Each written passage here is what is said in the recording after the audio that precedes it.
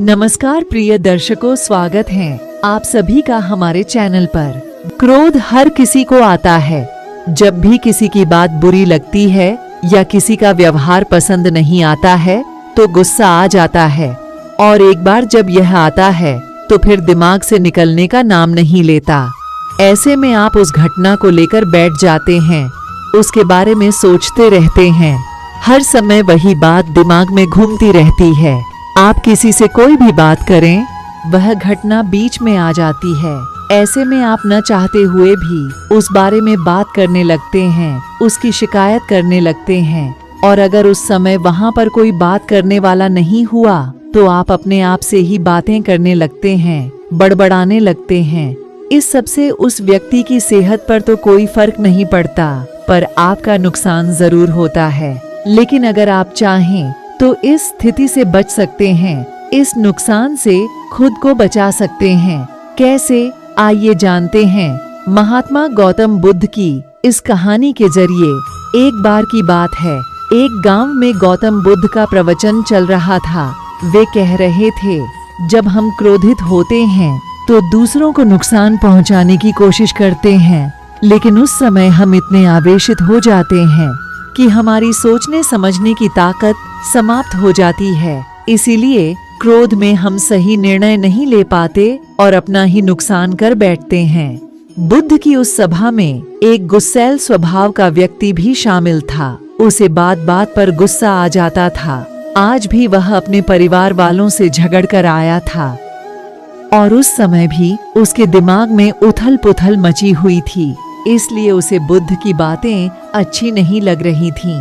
उसे लग रहा था कि जैसे बुद्ध उसे डांट रहे हों, सबके सामने उसकी बेइज्जती कर रहे हैं।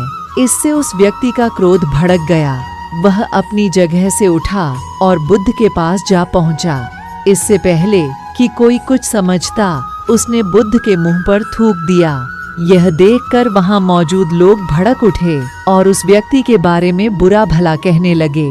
लेकिन बुद्ध अभी भी अपनी जगह पर शांत बैठे हुए थे। उन्होंने अपना चेहरा साफ किया और बोले, क्या बात है वत्स, तुम्हें कुछ कहना है? उस व्यक्ति ने बुद्ध की बात का कोई जवाब नहीं दिया। वह बिना कुछ कहे वहां से चला गया। यह देखकर एक व्यक्ति से नहीं रहा गया। उसने बुद्ध से पूछा, महात्मा, उस मूर्ख व्यक्ति ने आपका अपमान किया और आपने उसे कुछ नहीं कहा?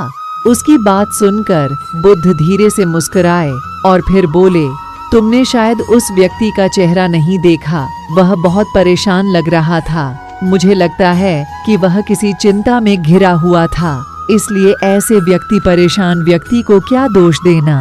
बुद्ध पर थूकने वाला व्यक्ति सभा से उठने के बाद अपने घर चला गया। वह दिन भर बेचैन रहा। उसे अपनी करनी पर पछतावा होता रहा। रात में भी वह सो नहीं पाया और बेचैनी में इधर उधर करवट बदलता रहा। अगले दिन वह फिर से बुद्ध की सभा में गया। वहां पहुंचते ही वह बुद्ध के चरणों में गिर पड़ा और रोने लगा। यह देखकर बुद्ध ने पूछा, क्या हुआ वत्स, तुम क्यों रो रहे हो? वह बोला, मैं वही दुष्ट व्यक्ति हूँ जिसने कल आपका अपमान किया था। पता नहीं कल मुझ पर ऐसा कौन सा पागलपन सवार हुआ जो मैं ऐसी घृणित हरकत कर बैठा। कृपया मुझे क्षमा कर दें। बुद्ध बोले, कल की बातें तो कल ही समाप्त हो गईं वत्स। कल के बारे में आज क्या सोचना। अगर मैं उस घटना के बारे में सोचता रहता, क्रोध करता, तो उससे तो सिर्फ मेरा दिल दुखता।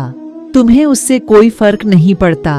इसलिए बुरी घटना को याद रखना कोई समझदारी की बात नहीं है। इससे हमारी परेशानियां बढ़ जाती हैं और जीवन ठहर जाता है। इसीलिए अप्रिय बातों और अप्रिय घटनाओं को भूलने में ही समझदारी है। जो व्यक्ति ऐसी घटनाओं को भूल जाता है वही जीवन में आगे बढ़ता है, और जो उनमें उलझा रहता है उसका जीवन चक्रव्यूह के समान हो जाता है, जिसमें से वह चाहकर भी बाहर नहीं निकल पाता है। दोस्तों, इसलिए जब भी कभी आपको गुस्सा आए तो इस बात को ध्यान में रखें कि अगर आप किसी से नाराज होते हैं और रूठकर चुपचाप बैठ जाते हैं तो आप अपना ही नुकसान करते हैं। इससे आपके समय का तो नुकसान होता ही है, आपके शरीर का भी नुकसान होता है। इसलिए अप्रिय बातों और अप्रिय घटनाओं को लेकर बैठना कोई हल नहीं है।